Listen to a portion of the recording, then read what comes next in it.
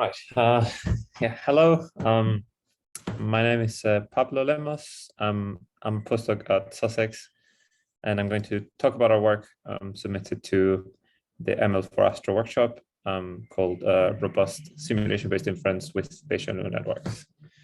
And this is work in collaboration with a bunch of people that you can see there on the screen. Right. Let me start by a quick introduction of what we call Delphi, which is short for density estimation likelihood-free inference. And many of you might be familiar with that, but fortunately it's a recorded talk, so you can just scroll through and get to the next bit. But hopefully some of you will find it useful. So the idea here is we have a bunch of simulations, and we can see simulations as a pair of data and parameters. So I'm going to illustrate in this very simple example in which both the data and the parameters are one-dimensional. But you can imagine projecting the data space into a much higher dimension, the parameter space also into a much higher dimension. So every simulation is a point in this space, right? And what we're going to do is we're going to run a bunch of them like this to populate this data parameter joint space. And as we do that, as we run simulations, the space gets more and more full, and eventually we end up with something like this. And now what we're going to do is we're going to ask the question, what is the posterior distribution and parameters given the true data? So to do that, we do density estimation. We convert those points into some kind of distribution by using a density estimator, and I'll talk about what those could be in a second. And then we can evaluate that at the observed data and project into the parameter space, and we get a posterior distribution. So that is the idea of density estimation likelihood-free inference that we're going to apply. Now, how do you do density estimation? There's a bunch of ways you can do that. I'm going to talk about two, which are the ones we use in this work. The first one is mixed density networks. So imagine that I have some data there on the top left. So in this case, that data would be Planck CLs and some parameters. So I'm going to use a neural network to take my data and my parameters with some neural network weights, and to give me the coefficients of a Gaussian mixture model. And in that way, I immediately get some kind of posterior distribution on the parameters. So my coefficients will depend on the dependencies on the data, and I get coefficients that give me the parameters. The other method that is very, very common is to use normalizing flows. So normalizing flows are machine learning algorithms that can transform, they can map to density distributions. So for example, I can map a simple Gaussian into something much more complex. And they do that by doing multiple nonlinear transformations that allow us to convert simple distributions into much more complex ones. So those are the two methods that we're going to discuss in this work, and they're very commonly used when applying Delphi to cosmology. Now, there's another step that people often use that I would like to discuss, which is data compression.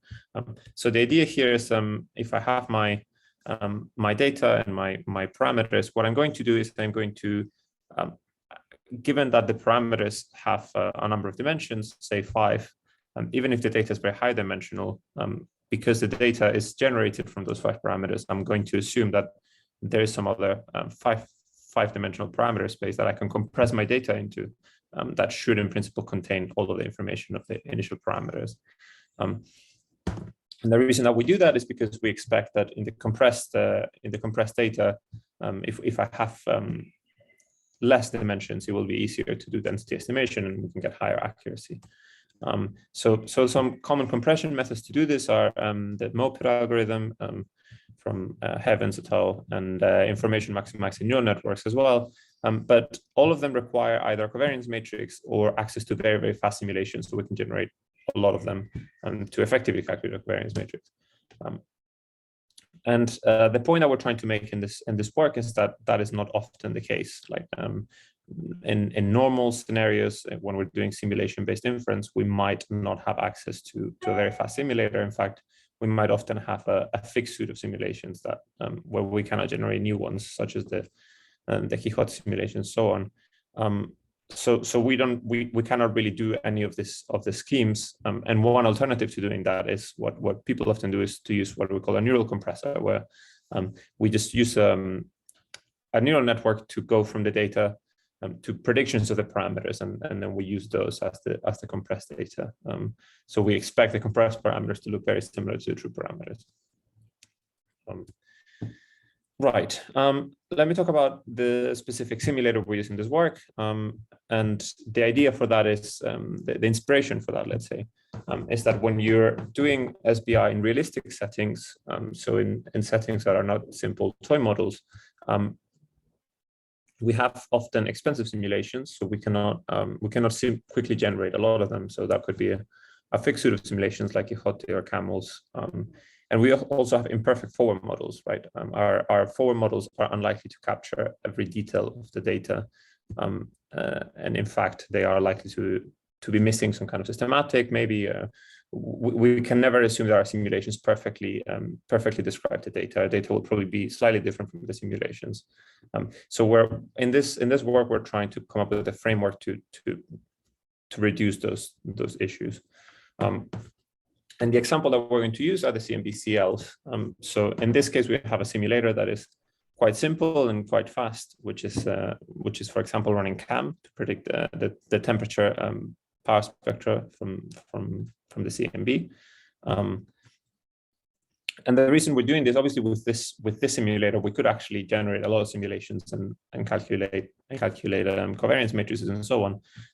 But in fact, what we want to do is to just run 10,000 simulations and assume that is our only pseudo simulation. So once we have run those, we have no access to CAM or class, so we cannot generate new ones. And we're trying to do simulation-based inference with that fixed set pseudo simulations, and with Planck noise added. And the reason for that is that then we can actually use the real Planck power spectrum as the observed data, and we can get posterior distributions that we can compare with the ones we would get if we had access to the theory code. So that's going to be our data. And in the figure on the right, you can see some of the simulations and the observed data for this example. The code will be made public in once the paper has been fully accepted and published. Right. So we're going to consider two ways of doing simulation-based inference. One of them is going to be that we first do data compression, like we said, with a neural compressor. So given that for every simulation we have 5 parameters and the data points, we make a neural network that predicts the values of the parameters, and that gives us some compressed data, some 5-dimensional compressed data space. And then we apply some normalizing flow, as discussed before, and use those to predict a posterior distribution like this. So this we're going to call Delphi with compression, because we do that data compression step first before applying the normalizing flow. Our alternative is going to be to just take the data and apply one of these mixture density networks. So take the data, have a neural network that gives us coefficients of a Gaussian mixture model, which directly give us posterior distribution, so without compression. So we're going to call that Delphi without compression. Now, of course, there are variations of this we could do. We could do compression and then a mixture density network. We could also, on the left, go from the data to the posterior directly with a normalizing flow. And this is stuff that we might explore in future work. But for now, we're going to consider only these two options. Right. Let me talk about Bayesian neural networks, which are quite key to this work. So the idea of Bayesian neural networks is that in a normal neural network, on the left here, what you do is you assign a value to each weight of the neural network, right? So the weights have one number, and you try to find the best fit value. You try to find a number that maximizes performance. What we do in a Bayesian neural network is we assume there's some kind of distribution, posterior distribution in the weights. So the weights are nuisance parameters that we're trying to marginalize over, just the way that we do with systematics as well in cosmology. And this is probably the correct way to see these, because they are, after all, they are nuisance parameters of the model that we're trying to use to go from data to parameters. Now, how do we do that? Well, sorry, this is another slide showing that. So traditional neural network, you would only pick the best fit, whereas in a Bayesian neural network, you have some kind of posterior distribution, such as that. Now, one thing is you might think, and people often assume, and we'll talk about how we make the assumption that the Bayesian neural network has some kind of Gaussian distribution. But in fact, as a bit of a side note, we had recently this paper on the archive that shows the way actual posterior distributions of neural network weights look like. And as you can see, they are very multimodal. There's multiple arguments for that we explain in that paper. So do check that out if you're interested. And obviously, when we make a Gaussian assumption, we are actually just picking one of these multiple modes, but there is a bit of a loss of information there. Still, obviously, it's better to assume Gaussian and lose some information than to just pick the best fit value.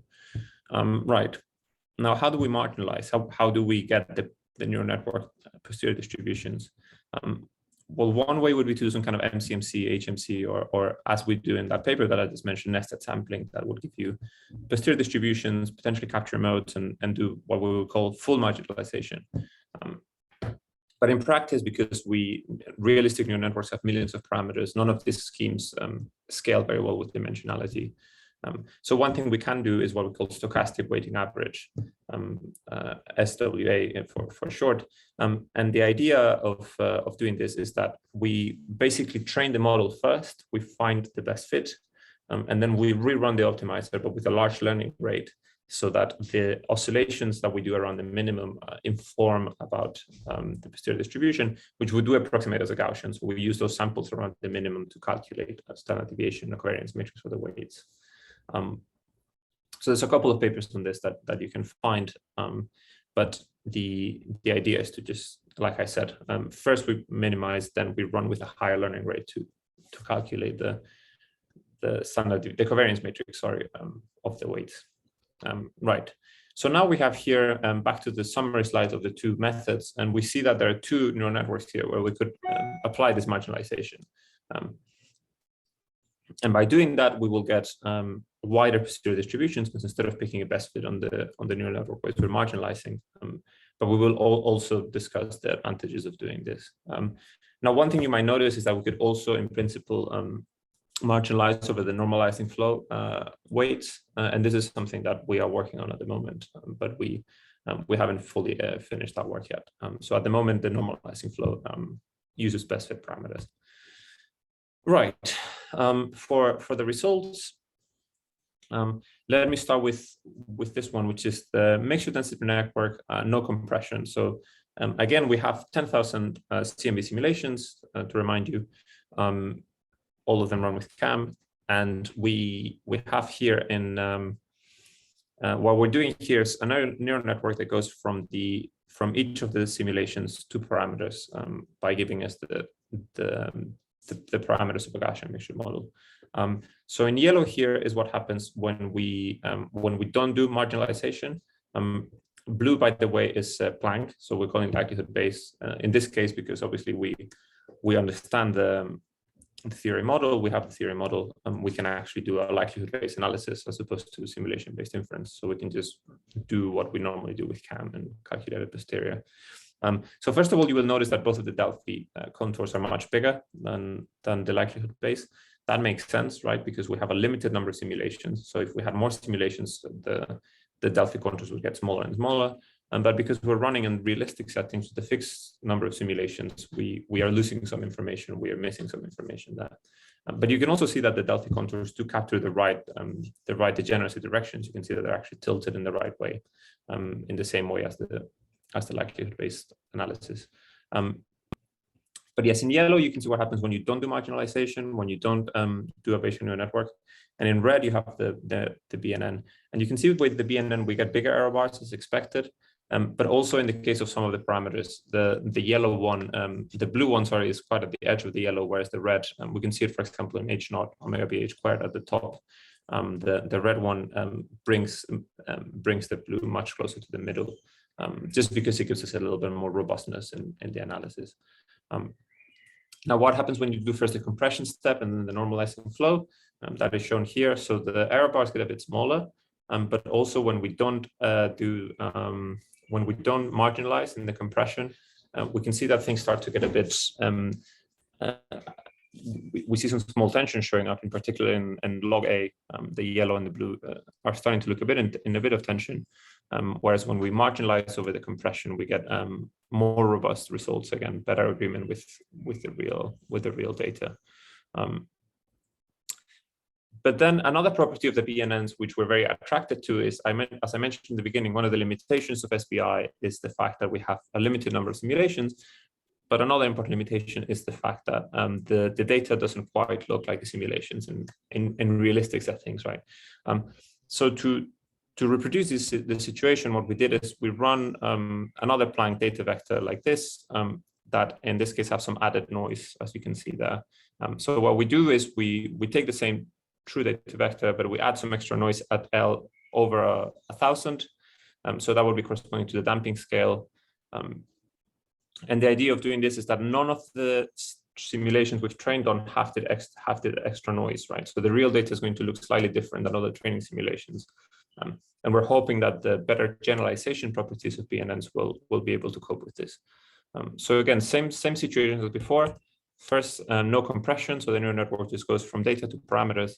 And you can see how the red does much better than the yellow. In particular, again, in log A, the yellow gives us some significant tensions, log A and S at the bottom right, whereas the red does much better and actually captures the truth pretty well. So the dashed line there is the true values of the parameters, which in this case we know because we've run the truth as a simulation with extra noise, so we know what the true values are.